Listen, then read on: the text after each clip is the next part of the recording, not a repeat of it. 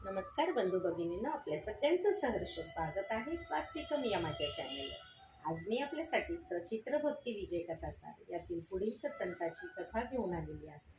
तरी आपण सगळ्यांनी श्रवण करा। विठ्ठल विठ्ठल जय हरी विठ्ठल, विठ्ठल विठ्ठल जय हरी विठ्ठल, विठ्ठल विठ्ठल जय हरी विठ्ठल।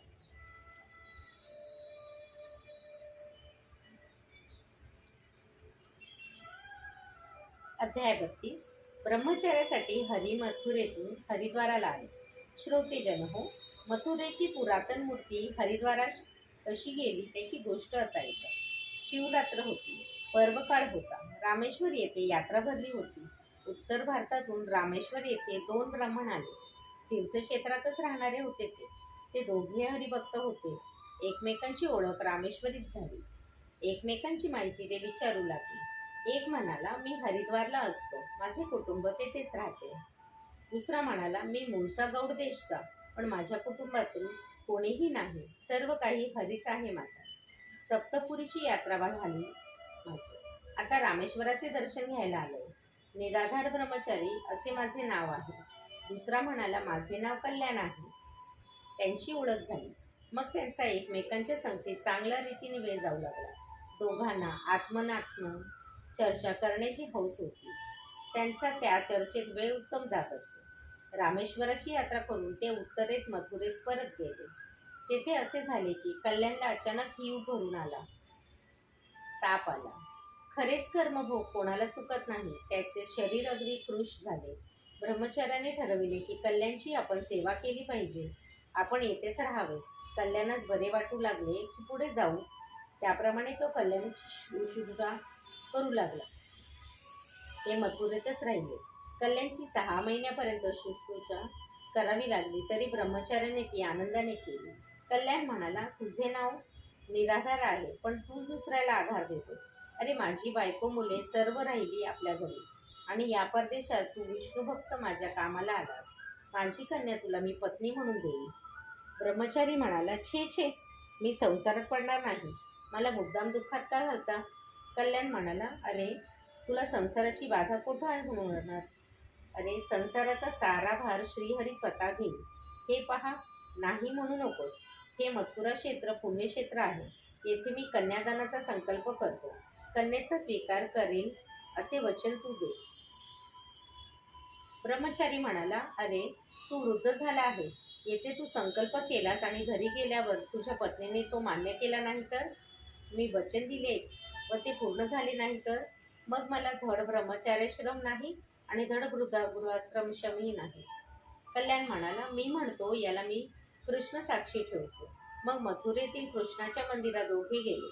कृष्णाला नमस्कार घालून कल्याणाने ब्रह्मचार्याला तेथे बसविले व हातात उदक घेऊन म्हटले, मी माझी कन्या तुला देईन, घरी गेल्यावर तिचा विवाह मी तुझ्याशी करून देईन, ही प्रतिज्ञा करीत आहे। याला साक्ष मथुरेचा माधव आहे। नंतर तो मथुरा सोडून हरिद्वारास निघाला। कल्याण जेव्हा स्वतःच्या घरी गेला तेव्हा त्याच्या घरच्या माणसांनी त्याचे मुळीच स्वागत केले नाही। ते म्हणाले, हा म्हातारा एवढी तीर्थक्षेत्र करून सुद्धा कोठे खपला नाही, आश्चर्य आहे। आणि बरोबर कोण कोटला ब्रह्मचारी आणलाय, हा कोण जाणे? कल्याण रात्री घरात निजला असता बायकोला सारा वृत्तांत सांगू लागला।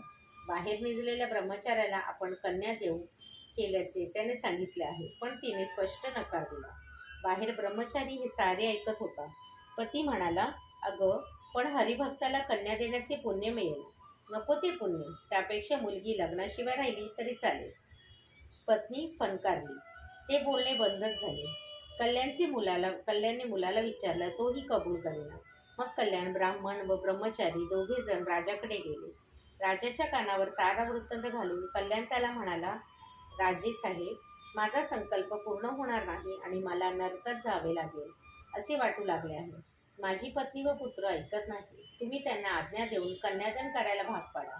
राजा म्हणाला, तू वचन दिलेस त्यावर माझा एवढा विश्वास बसत नाही, साक्षी कोणी होती का? कल्याण म्हणाला, हा, ब्रह्मचारी निराश्रय आहे, मी कोणाला साक्षी ठेवणार? माधव मंदिरात वचन दिले, माधवालाच साक्ष बोलवावे। राजा म्हणाला, जर तो रुक्मिणीपती येथे येऊन साक्ष देईल तर मी ते खरंच मानेन। तेव्हा ब्रह्मचारी म्हणाला, मी आत्ता जातो व त्या श्रीहरीला साक्षी आणतो। आणि तो हरिद्वाराहून मथुरेस गेला व माधव मंदिरात जाऊन भगवंताची स्तुती करू लागला. त्याने साक्ष देण्यासाठी श्रीहरीला हरिद्वारास राजासमोर येण्याची विनंती केली. तेव्हा श्रीहरी पाषाण मूर्तीतूनच बोलला, अरे पण मी पाषाण मूर्ती आहे, मी चालत कसे येणार? ब्रह्मचारी म्हणाला, जशी पाषाण मूर्ती बोलू शकते तशी चालूही शकेल. हरी, मी निराश्रय आहे, मला तुझ्याशिवाय कोणाचाच आधार नाही. तू विलंब लावू नकोस, कृपावंत जगदीशा, चल ना. त्याची विनवणी ऐकून देव म्हणाला, मी तुझ्या मागोमाग येतो, पण एका अटीवर, तू मार्गात मागे वळून पाहायचे नाही. जर मागे वळून पाहशील तर मी तेथेच थांबेन. त्याने ते मान्य केले आणि देवावर पूर्ण भरोसा ठेवून तो निघाला.